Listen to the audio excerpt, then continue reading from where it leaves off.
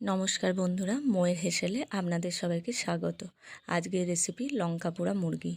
Chicken রান্না তো অনেক করে খেয়েছেন, এই রান্নাটা অবশ্যই ট্রাই করে দেখবেন। খুবই সুস্বাদু হয়, খেতে একদম অন্যরকম।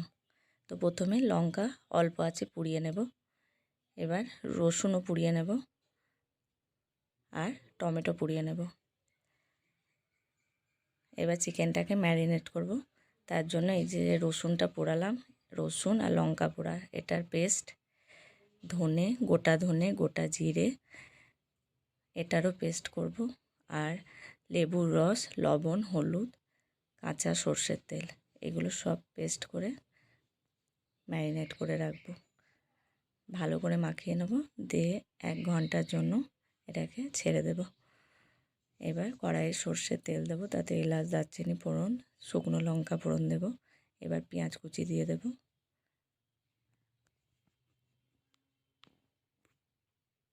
পেঁয়াজটাকে একটু ভাজা ভাজা হয়ে গেলে হলুদ আর কাশ্মীরি লঙ্কা দেব কালারের জন্য। এবার সব শুদ্ধ ভালো করে নেড়ে নেব। এবার যে মাংসটা ম্যারিনেট করে রেখেছিলাম সেটা দিয়ে দেব। এবার সব শুদ্ধ ভালো করে কষব। এই রান্নাটা অল্প আঁচে ঢাকা দিয়ে দিয়ে করতে হবে, তাহলে খেতে খুব ভালো হবে। ঢাকা দিয়ে 2 মিনিট রেখে আবার একটু নেড়ে দিতে হবে।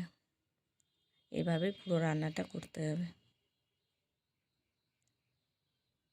যে কোনো পোড়া জিনিস এমনিতেই খেতে খুব সুস্বাদু হয়, তো পোড়া মশলা দিয়ে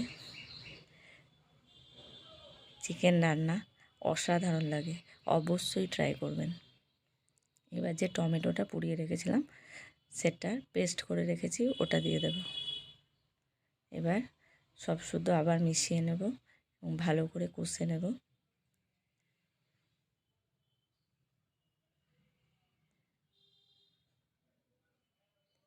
খুব অল্প আঁচে করতে হবে।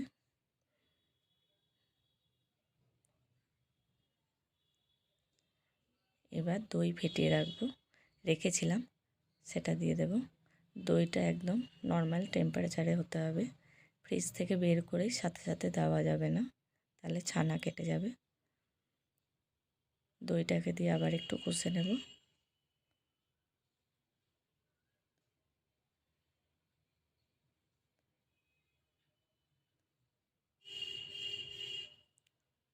আবার একটু ঢাকা দেব, ঢাকা দিয়ে একটু মাংসটা সিদ্ধ হতে দেব মশলার সাথে। আবার একটু নেড়ে নেব। এবার টেস্টটাকে ব্যালেন্স করার জন্য চিনি দেব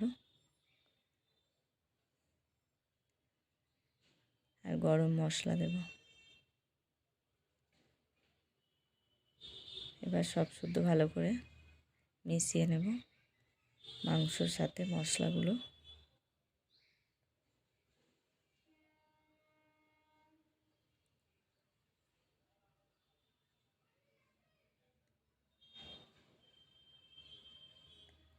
দেখুন মশলা থেকে কেমন তেলটা ছেড়ে এসছে, রান্না একদম হয়ে এসছে।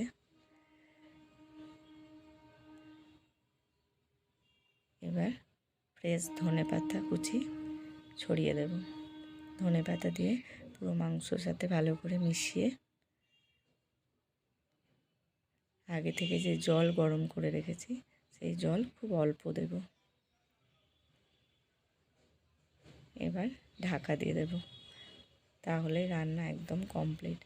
এই রান্নাটাতে খুব একটা ঝোল হবে না, একদম মাখো মাখো হবে। লাঞ্চ বা ডিনারের সাথে সত্যিই অসাধারণ লাগবে। রান্না কমপ্লিট।